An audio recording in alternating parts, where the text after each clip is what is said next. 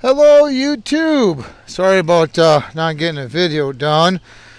Things get kind of crazy around here. This is kind of, this video here, I just happened to come across a metal box that someone threw away. And I think this metal box is going to make a great repeater box.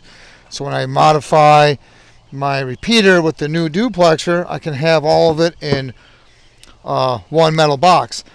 I'm going to use, there's these little studs that were sticking out. I'm going to put a wooden frame, like a picture frame.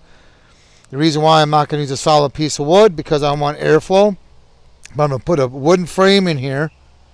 And then I can use that wooden frame, and then we can mount this duplexer on there. Be like an inch of space behind it. We'll mount that on there. And then we'll do another inch of space. And then we're going to mount this in front of it, because I like to have this in front of it, because I want the to see the display. So this is going to be out like that. If I can get this camera right, like that. And then hopefully I'll have enough room to even maybe mount the amplifier up here and the power supply down here. We'll have to see. But someone threw this box away. I don't know if the box was an electrical box. I don't think it was, but I do see knockouts. So what I did is I put, let me show you here. I put I'll paint this when it's all done. I put, this cover was already on here. I just put screws in it to make it water resistant. I welded on a hasp so we can lock it. And then on the bottom, I'll put a pipe here so that the power can come in and the coax cable can come in down here on the bottom. I don't want to do it on top because I don't want to take any chance for leakage. So on the top, I brazed the knockout out so that's more water resistant. And then on the knockout on this one, I didn't braze it because it's on the side, but I just put some aluminum tape to kind of help seal it up, and the hole that we're in here, I sealed up. So this is my plan. I think this will work. It's going to be a tight fit. If it's too tight of a fit, then what I'll do is I'll make it be like a module system, meaning that I can take out items easy, and that's why I want to use the wood frame. Just pop out screws and put in something else. I don't want to use metal in the inside of it, because metal, as you know, you got to drill holes and use bolts and nuts and all this other stuff. So I'll use a wood frame in there, and then I'll probably paint this box probably brown. I got some brown spray paint. I don't know if I'll use this or not, but that's what we're gonna do.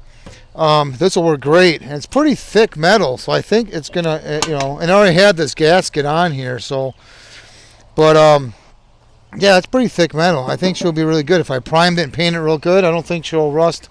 It'll take a while for it to rust. Obviously, it's steel; it'll rust eventually. But as to how am I going to mount this, you can either on the back side of this,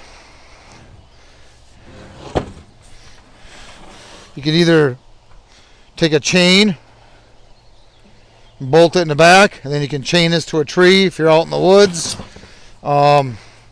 Or you could use U-bolts, I suppose. If you had a pole, you can make 2 holes and have U-bolts come out, mount it to a pole. I'm not sure how I'm going to do it yet.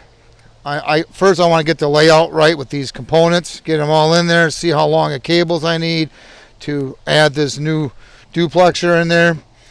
And this power supply obviously converts to DC to run the amplifier.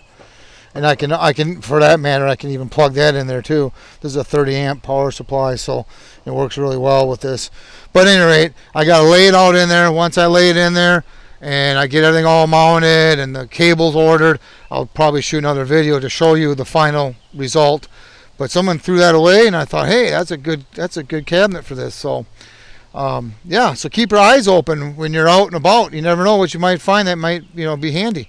So, and as for the other video on the MERS distance test, I have not forgotten. I'm getting, matter of fact, speaking of that, I'm getting this repeater back to stock. So I'm putting all of it stock form. I want to turn the power down on low. And then hopefully low power on this will put out about 2 watts. I want to do a real comparison. So that's what my distance test video is going to consist of. Is one half of the video we'll use the GMRS at the equal power level, hopefully.